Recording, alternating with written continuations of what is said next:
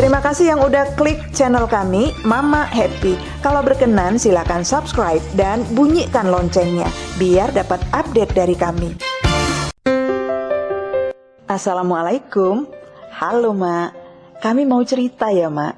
Kali ini masih melanjutkan kisah miris dan lucu dari 3 perempuan desa di pinggir perkebunan Sumatera Utara. Kisah tentang bagaimana perempuan ibu rumah tangga berjuang menyelamatkan anak-anaknya dari kelaparan. Kisah tentang Yeyen, Ikem, dan Aini, dan brondolan sawitnya. Kisah tentang 3 merpati.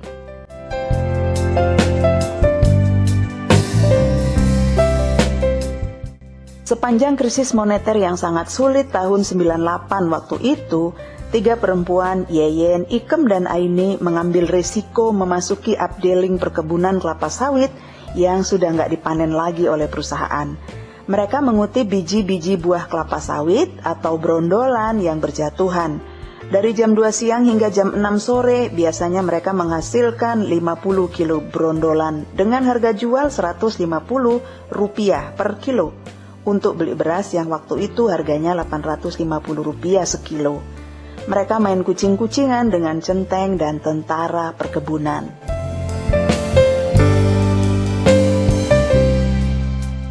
Setelah berhasil membawa pulang brondolan, keesokan harinya pagi-pagi sekali setelah subuh, mereka akan mengantar brondolan itu ke pengepul di sebelah desa. Malam itu, Ikem mengingatkan sebaiknya brondolan disimpan dulu karena perkebunan sedang memperketat penjagaan. Seminggu yang lalu ada warga yang tertangkap tentara ketika menjual brondolan milik perkebunan.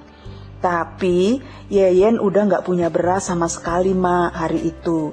Sementara Ikem berniat meminjamkan dulu beras miliknya, tapi dia cuma punya setengah kilo beras. Kalau dipinjamkan ke Yeyen, dia gak bisa masak untuk besok. Situasi sungguh serba sulit. Akhirnya mereka pun memutuskan untuk menjual brondolan pada esok pagi, berangkat dari rumah setelah azan subuh.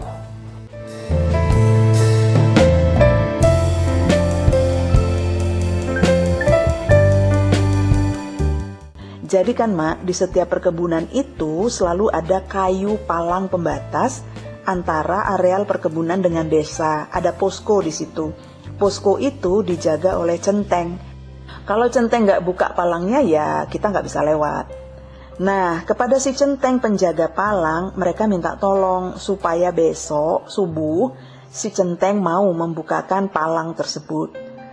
Awalnya si centeng menolak, nggak mau, tapi terus dibujuk sama 3 merpati itu. Sehingga si centeng akhirnya bersedia membukakan palang pintu, tapi dia bilang, saya hanya buka palang ya, saya nggak tanggung jawab kalau kalian ketangkap sama centeng lain yang berkeliling. Setelah membuat kesepakatan, si Ikem mendengar si centeng ngomong kepada seseorang melalui radio kontaknya. Besok pagi, 3 merpati mengantar paket Indomie, gitu katanya, entah apa maksudnya. Setelah azan subuh, mereka bertiga membawa brondolan di atas sepeda masing-masing yang berisi kira-kira 50 kg. Mereka berjalan bareng mendorong sepeda dengan jarak tempuh 3 km untuk sampai ke tempat pengepul. Di tengah udara yang masih terasa dingin dan suasana sunyi, 3 orang perempuan itu bergerak mempercepat derap langkahnya agar tidak terlihat orang lain. Mereka bertiga semakin mempercepat langkahnya ketika sudah memasuki wilayah perkebunan. Namun di tengah kebun masih agak gelap, terdengar suara berteriak. Berhenti, berhenti! Lalu terdengar seseorang mengatakan melalui radio kontak, 3 merpati paket Indomie. Ikem teringat bahwa tadi malam centeng penjaga palang juga mengatakan hal serupa melalui radio kontaknya. 3 merpati paket Indomie. Oh, mereka saling koordinasi rupanya. Ada 7 laki-laki berseragam TNI bermunculan dari balik semak-semak pohon sawit, sembari mengacungkan senjata berlaras panjang ke arah 3 perempuan yang tergopoh-gopoh menghentikan langkahnya itu. Apa yang kalian bawa? Tanya salah satu di antara tentara itu, Belum sempat dijawab, tentara yang lain memerintahkan, turunkan semua. Apa itu? Tentara yang satu lagi mengulang pertanyaannya. Brondolan lho Pak, jawab Ikem. Mau dibawa kemana? Dijual Pak. Sawit dari mana itu? Kami nyari dari pohon sawit yang udah mau ditumbang lho Pak. Kan buahnya udah gak dipanen lagi sama kebon. Kali ini Yeyen yang menjawab pertanyaan itu. Tapi punya kebon kan? Bentak tentara itu hampir serentak. Udah, bawa, masukkan mobil. Perintah salah satu tentara kepada rekannya sambil mengambil brondolan mereka. Alah, jangan kenapa Pak? Mau kami jual loh Pak, kami mau beli beras Pak. Kasihanlah Pak anak-anak kami Pak, udah kelaparan, kami gak punya beras. Yeyen merengek minta belas kasihan dari tentara tersebut, tapi tidak dipedulikan. Ketiga perempuan itu saling pandang. Yeyen mulai berurai air mata. Ini juga, hanya Ikem yang gak menangis. Memang yang satu ini agak bandel, Mak. Ayo masuk mobil semua. Loh, kami mau dibawa kemana, Pak? Ikem menanyakan. Jangan banyak tanya, ayo masuk. Nada suara tentara itu semakin tinggi. Kalau gitu, tolonglah Pak izinkan saya pulang dulu. Mau ngasih ASI untuk anakku Pak. Tadi belum sempat dikasih ASI. Nanti saya balik lagi ke sini Pak. Ya Pak, tolong ya Pak. Yeyen mohon pengertian tentara. Nggak bisa. Lanjut tentara itu nggak peduli. Tolonglah Pak, anakku masih kecil loh Pak. Tadi belum sempat dikasih ASI Pak. Nanti takutnya saya pulang kelamaan. Kasihanlah Pak bayi saya. Yeyen betul-betul berurai air mata kembali minta tolong. Itu urusanmu, jawab tentara itu gak peduli. Dan ketiga perempuan itu akhirnya digiring masuk ke mobil lalu dibawa ke kantor besar perkebunan. 3 karung brondolan sawit ikut dibawa bersama 3 perempuan itu sebagai barang bukti bahwa mereka melakukan pencurian sawit milik perusahaan perkebunan di sebelah desa mereka. Sampai di kantor besar perkebunan, ada 3 laki-laki di sana dengan wajah yang tak enak dipandang. Duduk kalian, ganggu orang libur aja. Kenapa kalian mencuri? Apa nggak ada kerja yang lain? Kami nggak nyuri loh Pak. Kami kan ngambil brondolan dari sawit yang udah mau ditumbang loh Pak.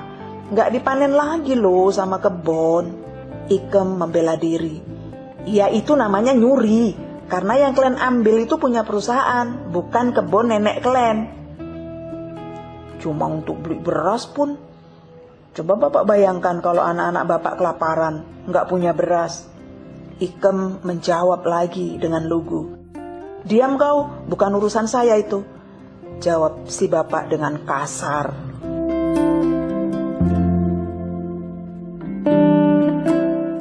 Satu persatu mereka diinterogasi oleh petugas tersebut. Ikem yang paling lama interogasinya. Kau tahu nggak sih, perusahaan itu sudah banyak ruginya karena banyak orang nyuri sawit kayak kau ini, katanya dengan sinis memandang Ikem. Saya mana tahu Pak, mana sempat mikirin perusahaan yang rugi. Wong saya mau beli beras saja susah, jawab Ikem jujur. Dasar mama-mama bandel kau.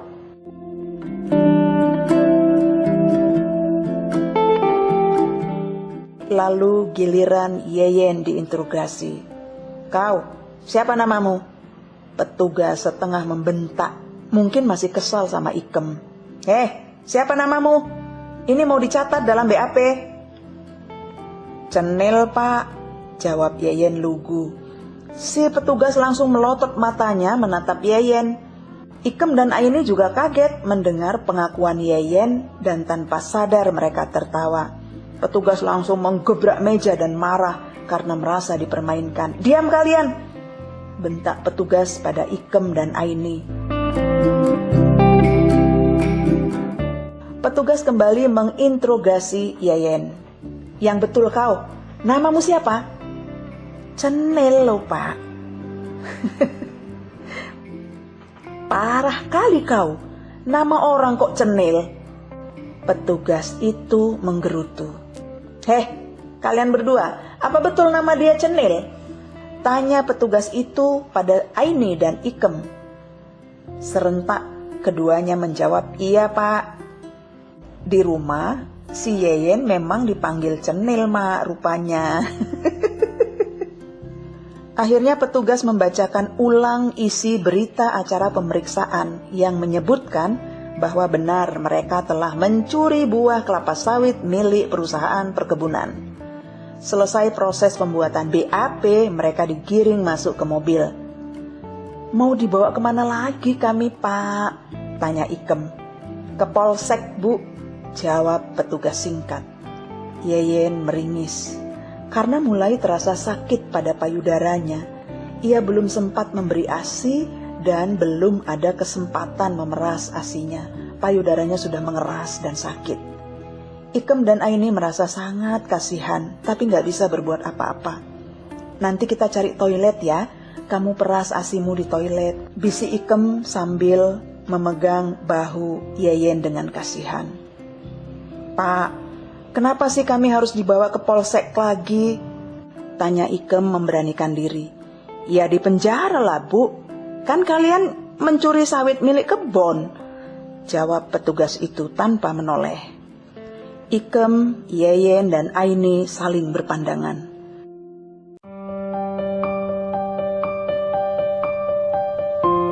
Sesampainya di polsek, mereka bertiga disuruh menghadap ke unit pemeriksaan dan kembali diinterogasi seperti sebelumnya. Jadi kalian mencuri buah sawit milik perusahaan perkebunan kan? Tanya petugas. Cuma ngambil brondolan dari pohon yang udah mau mati loh pak. Udah gak dipanen lagi loh sama kebon. Cuma untuk beli beras. Ikem lagi yang menjawab dengan nada ketus. 5 menit kemudian seorang laki-laki menghampiri. Ibu-ibu, mari ikut saya semuanya, katanya dengan suara datar. Kemana pak? Yeyen hampir menangis. Perasaannya gak enak. Kayaknya kita di penjara, bisik Aini yang dari tadi diam. Ketiga perempuan itu pun lemas. Laki-laki itu memang sipir penjara. Dia membuka gembok pintu penjara. Suara kancing pintu besi yang saling beradu menggetarkan perasaan mereka bertiga. Hawa dingin tiba-tiba menyergap seluruh tubuh. Mereka bertiga menjadi gemetar.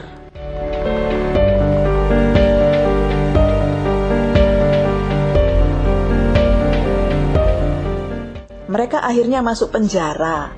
3 perempuan itu gak pernah membayangkan mak kalau akan mengalami nasib malang seperti itu. Masuk penjara mereka. Ketiganya terdiam, tenggelam dalam pikirannya masing-masing. Ya Allah, kasihannya anakku, masih 6 bulan, masih ASI. Ya Allah nak. Yeyen mulai terisak.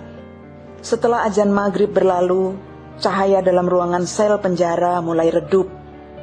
Tampaknya hari merambat menuju malam. Gemerincing suara anak kunci kembali mendekati pintu penjara. Sipir penjara membuka pintu dan memanggil mereka bertiga. Mereka dibawa lagi ke ruang pemeriksaan. Ada 3 orang laki-laki di sana. Ada kepala desa dan LKMD. Mereka diperbolehkan pulang karena kasusnya sudah ditangani kepala desa dengan membayar uang tebusan sebesar Rp750.000. Aduh, duit itu ya, kalau untuk beli beras dapat berapa goni ya? Bisik hati Ikem, Yeyen dan Aini.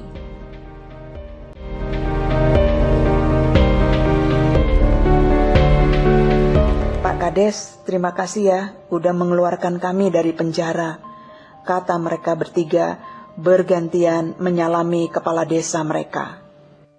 Begitulah mak, tak hanya saat krisis moneter, dalam situasi biasa pun masih ada warga yang hidup miskin di sebelah perusahaan perkebunan. Anak-anak mereka lapar, gak sekolah, sementara perusahaan perkebunan terus panen hasil kebunnya. Entah di mana tanggung jawab sosial perusahaan itu, entah di mana. Bagaimana pendapat Anda, Mak? Oke, Mak, itu dulu cerita dari kami. Beritahu kami kalau Anda menyukainya. Tekan subscribe, tekan juga tombol loncengnya supaya Anda mendapat update dari kami. Kalau ada cerita menarik yang ingin Anda bagikan, hubungi kami dan kami akan mengisahkannya untuk Anda semua. Terima kasih.